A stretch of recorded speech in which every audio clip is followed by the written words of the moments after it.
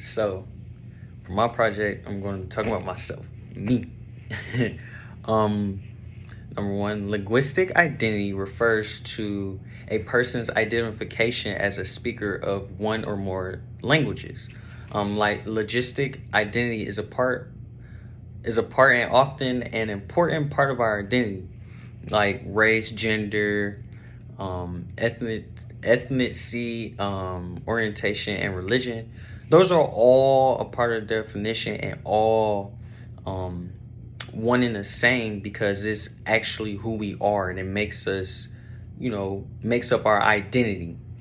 Um, so something that developed me throughout my life is definitely religion, community, family, and race. Definitely shaped who I was. My family pushed me and gave me pieces of knowledge and wisdom. And a lot of the times I seen a lot of things that I liked and I wanted to be it. And I grew up seeing people that were like me doing big things or just being fly, like the chains, the grills, the rims, and I seen a lot of things that were not good, and were bad and destructive, and it basically led me in another direction. For example, so where I'm from, a lot of people that look like me, especially young black men, were either in jail, going to jail, house arrest, things of that such, and just bad role models and examples. And as I was growing up, I was seeing this and I was making a conscious decision to go the other way. I am a first generation college student, senior, about to graduate. No felonies, no children. And I say that proudly as a black man from impoverished environments. Also, race, a big part of my development because as a kid, I was the darkest kid in the neighborhood. And I used to get picked on all the time because how dark skinned I was and how chocolate I was. But now that I'm older, it's beautiful. Everybody is talking about, pro black this and pro black that. I love my dark skin. I wear it proudly. It makes me who I am. I wouldn't want to be any other race, any other color, any other tone. That definitely shaped who I was. I I could, man, on so many different occasions just go over the fact like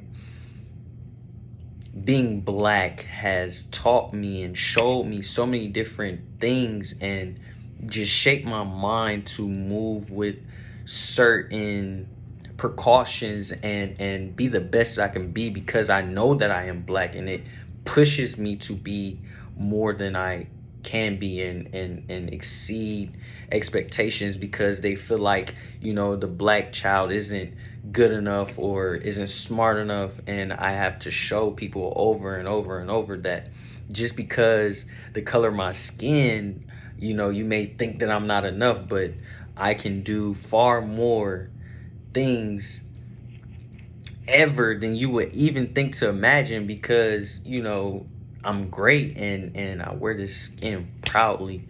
Um yes. Some things I use in my speech. I think I'm from Ohio originally, Cleveland, Ohio.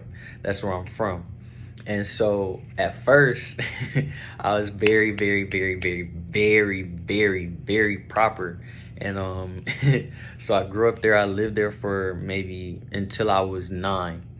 And so my English was proper, and I feel like I had good African American speech. I didn't have any, bad tendencies.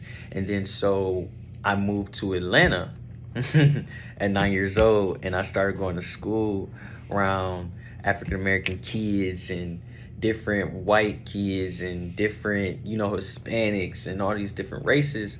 And we were mixing and mingling at school, and everybody was talking, and I was picking up different things, different lingos, different dialects. And so my speech sometimes will change due to where I'm at.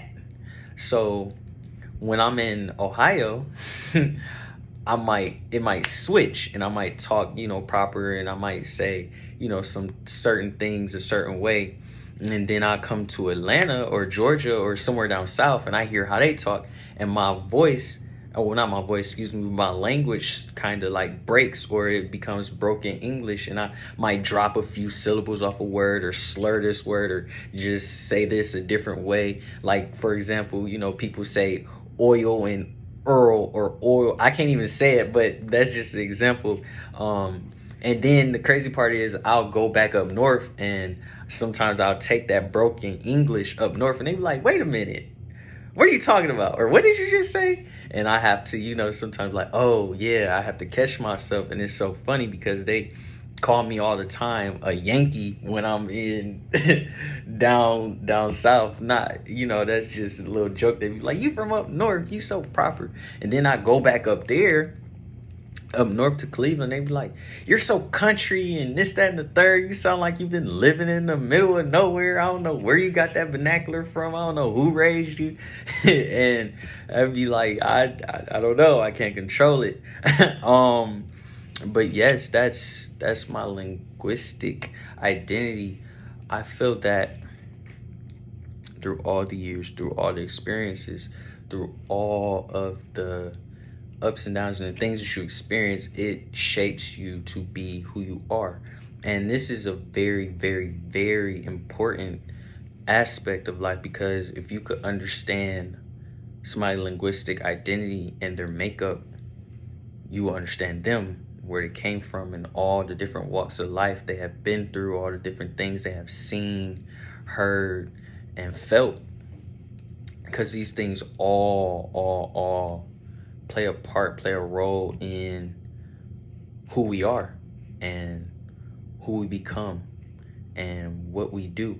Because we're always learning, we're always going through different experiences, we're always growing, so we always changing. Thank you. This is my presentation on linguistic identity. I hope that you enjoy.